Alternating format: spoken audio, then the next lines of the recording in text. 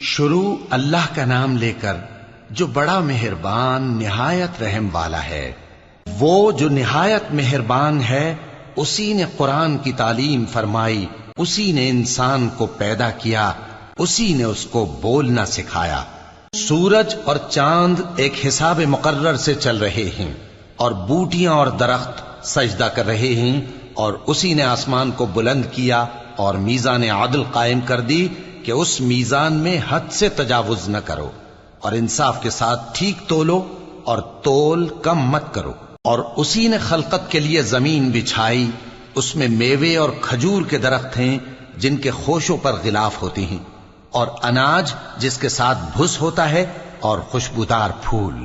تو اے گروہ جن و انس، تم اپنے پروردگار کی کون کون سی نعمت کو جھٹلاؤ گے؟ اسی نے انسان کو ٹھیکرے کی طرح کھنکھناتی مٹی سے بنایا اور جنات کو آگ کے شعلے سے پیدا کیا، تو تم اپنے پروردگار کی کون کون سی نعمت کو جھٹلاؤ گے؟ وہی دونوں مشرقوں اور دونوں مغربوں کا مالک ہے، تو تم اپنے پروردگار کی کون کون سی نعمت کو جھٹلاؤ گے؟ اسی نے دو دریا رواں کیے جو آپس میں ملتے ہیں، مگر دونوں میں ایک آڑ ہے کہ اس سے تجاوز نہیں کر سکتے، تو تم اپنے پروردگار کی کون کون سی نعمت کو جھٹلاؤ گے؟ ان دونوں دریاؤں سے موتی اور مونگے نکلتے ہیں، تو تم اپنے پروردگار کی کون کون سی نعمت کو جھٹلاؤ گے؟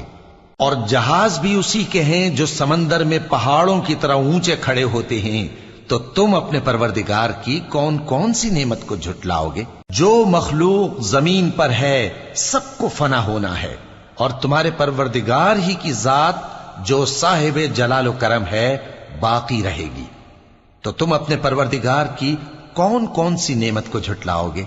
آسمان اور زمین میں جتنے لوگ ہیں سب اسی سے مانگتے ہیں، وہ ہر روز کسی نہ کسی کام میں ہوتا ہے، تو تم اپنے پروردگار کی کون کون سی نعمت کو جھٹلاؤ گے؟ اے دونوں جماعتوں، ہم ان قریب تمہاری طرف متوجہ ہوتے ہیں، تو تم اپنے پروردگار کی کون کون سی نعمت کو جھٹلاؤ گے؟ اے گروہ جن و انس، اگر تمہیں قدرت ہو کہ آسمان اور زمین کے کناروں سے نکل جاؤ تو نکل جاؤ، اور زور کے سوا تو تم نکل سکنے ہی کہ نہیں، تو تم اپنے پروردگار کی کون کون سی نعمت کو جھٹلاؤ گے؟ تم پر آگ کے شعلے صاف اور دھواں ملے چھوڑ دیے جائیں گے، تو پھر تم ان کا مقابلہ نہ کر سکو گے، تو تم اپنے پروردگار کی کون کون سی نعمت کو جھٹلاؤ گے؟ پھر جب آسمان پھٹ کر تیل کی تلچھٹ کی طرح گلابی ہو جائے گا تو وہ کیسا ہولناک دن ہوگا، تو تم اپنے پروردگار کی کون کون سی نعمت کو جھٹلاؤ گے؟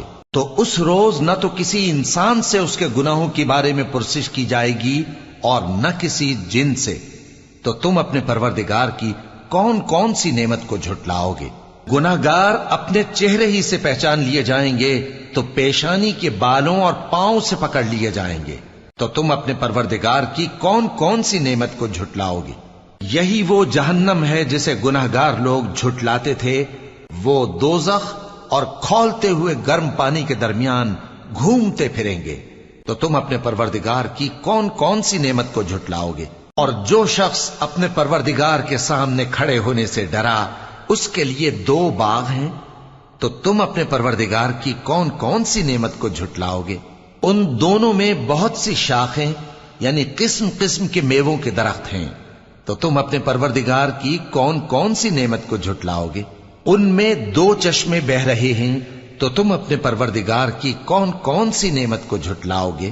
ان میں سب میوے دو دو قسم کے ہیں، تو تم اپنے پروردگار کی کون کون سی نعمت کو جھٹلاؤ گے؟ اہل جنت ایسے بچھونوں پر جن کے استر اطلس کے ہیں تکیہ لگائے ہوئے ہوں گے، اور دونوں باغوں کے میوے قریب جھک رہے ہیں، تو تم اپنے پروردگار کی کون کون سی نعمت کو جھٹلاؤ گے؟